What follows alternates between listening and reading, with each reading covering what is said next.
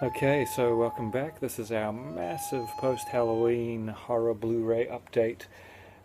Just got the last of the items today, had a quick look through it. I'm going to be able to discuss that. And a plethora of other horror films that I've got over the last month or so. Let's get stuck into it. We're going to start with the one I got today, and I've looked through it enough to give you a brief report.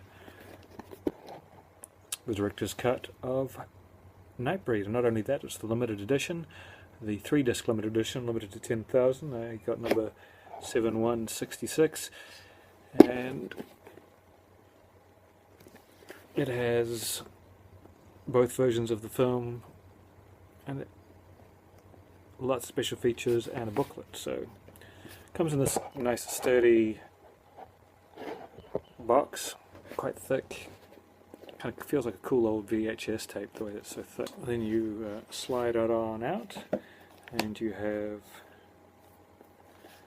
the director's cut, which you can buy. You can buy this on its own, except for the one you can buy on its own doesn't come with the bonus disc of extras. It just comes with the DVD of the film also.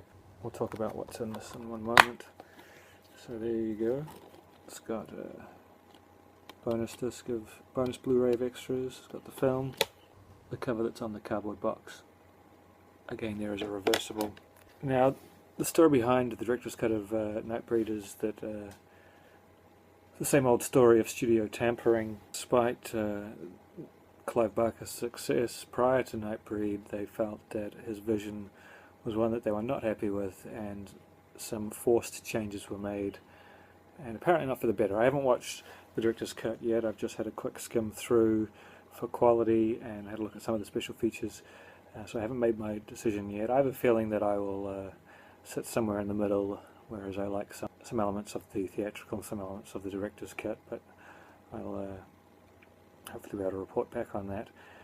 This cut is closer to the original vision that Clive Barker had. It has 40 minutes of new footage and is 20 minutes longer than the theatrical cut. You ask, how has it got 40 minutes of new footage? Well, it has a completely different ending, and lots of and a few scenes and alternate takes have been replaced in the from the theatrical cut. So it's quite a different film, and I look forward to in the next couple of days when I have some time to fully checking this out.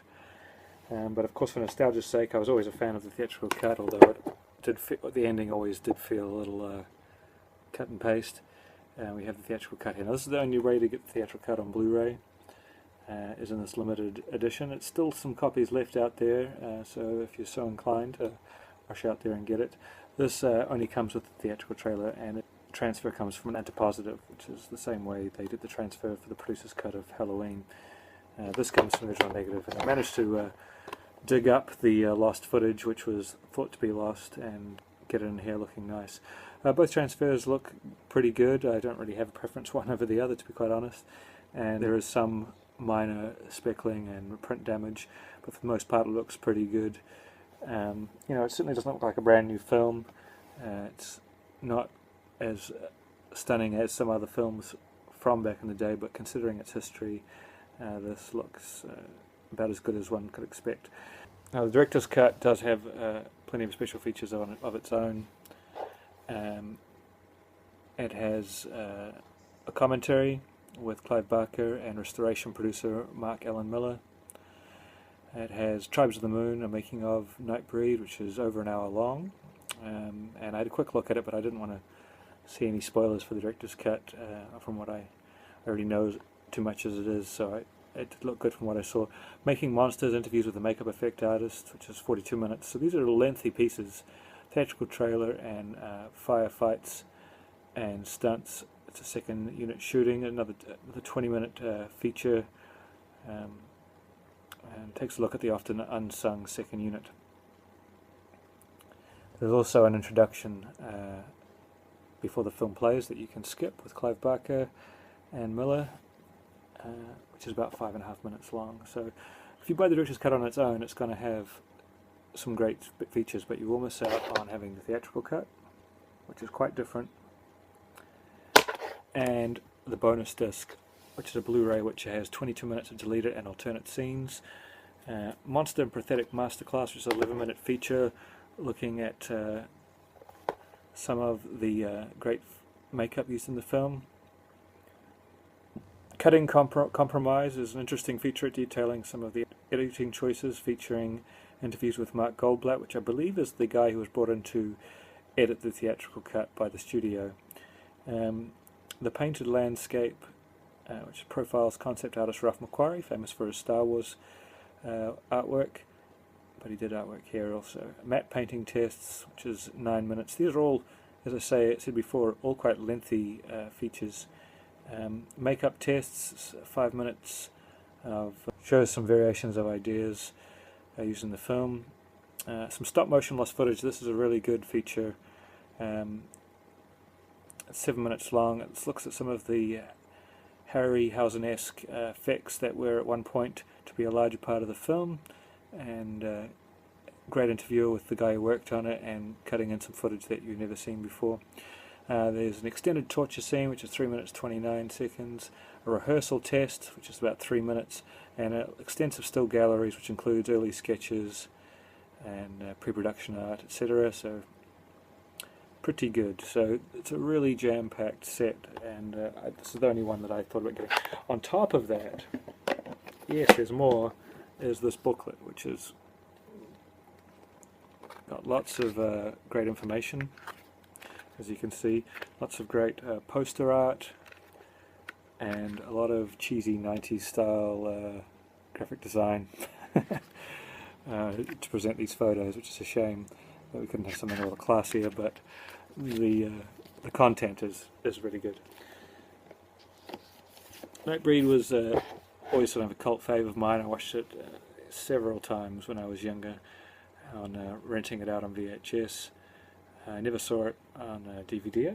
I think it was released on DVD, but on Blu-ray we finally have 25 years into making the director's cut, which I look forward to sitting down and watching properly, and a plethora of behind-the-scenes information. And if you like that kind of stuff, this is a great set. Other things we picked up is Christine on Blu-ray. Now Christine here has quite interesting release history on Blu-ray, with Twilight Time doing their usual limited edition 3,000 copies of this, and that being sold out and being sold for ridiculous prices on eBay. Only for a couple of months ago for a German release of the Blu-ray, which was identical to the Twilight Time, except for not having the isolated score, which Twilight Time are famous for. And now we have the Australasian release, which was very cheap. It's the same as the German release, all the same special features. Has the commentary with John Carpenter and star Keith Gordon. Now I'm a big fan of John Carpenter's commentaries with Kurt Russell and Roddy Piper, but this does not. It's a fine commentary, but it doesn't come up to the levels of those 3 Kurt Russell commentaries or the commentary on They Live with Roddy Piper. And it has 20 deleted and alternate scenes and 3 exclusive new featurettes, which were all really interesting and really good, well done featurettes. So this is a quality release. The film looks stunning, much richer, much better colours, and this is a really underrated Stephen King adaptation. It was done very differently, but they explain why it was done differently from the book in here. It was actually in production before the book was released, and it's an underrated John Carpenter film. It's just behind his sort of top films, and some really iconic moments, very enjoyable. One here I picked up mostly because it was cheap, and I'm a big fan of the original. Got this extremely cheap, just for about $4. It is the My Bloody Valentine remake. This film doesn't have the best reputation, but it is an okay bad film, if you know what I mean. It is bad, but it is entertaining in its badness, and it does at least play like a proper grisly slasher. Isn't too watered down, considering the era it was made in the last few years compared to the era the original was made in. It's let down by some bad CG, but the 3D is kind of funny. This is the proper 3D version that plays on your 3D player rather than the red, blue, anamorphic glasses provided one that they released earlier. It just goes nicely with my My Bloody Valentine original unrated cut from 1981. Sits there nice with that. It's a nice little companion piece. and it comes with a bunch of features. It has a 3D version of the feature film, a 2D version of the feature film. Now, I'd read that a lot of people had a problem, and I had the same problem, is that there was no way of playing the 2D version of the film if you're on your regular Blu-ray player settings, if you have a Oppo player or many of the, like myself, or many of the other types of players. You have to go in and turn off the automatic 3D function. Unlike a lot of films that have an option, a menu, built-in menu option to play either 2D or 3D, this one will always go to 3D if your 3D player is set up to the usual settings. So to play the 2D one, you have to just go into your Blu-ray player's menu, turn off the automatic 3D, and then you can play it in 2D. Also has an audio commentary with the director Patrick Lussier and co-writer Todd Farmer. Deep Inside My Bloody Valentine, Sex, Blood and Screams, deleted scenes and extended scenes, gag reel, alternate ending. And this is in a 7.1 master audio, region free, plays on region A, B and C, so, and I should mention that this one is region A locked as the usual with Screen Factory, Shout Factory releases. Here's one I already had on Blu-ray, but I sold recently. I had the local.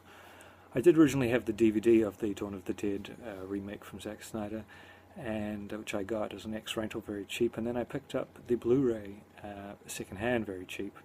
I need to find out that the Blu-ray did not have any special features, so I had kept the DVD and Blu-ray. Decided to sell them both and pick up the US Blu-ray, which has the special features intact, although annoyingly it's in the U-Control picture-in-picture version of the effects, which is kind of annoying, but it's not like a super favourite of mine.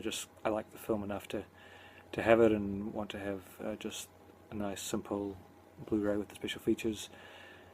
So it has the audio commentary and all the previous DVD featurettes in the picture-in-picture. It was a pretty good remake, one of the better ones. It went, rather than a social commentary horror, it was more of an action film, but you know, it's fun, and it's also region free.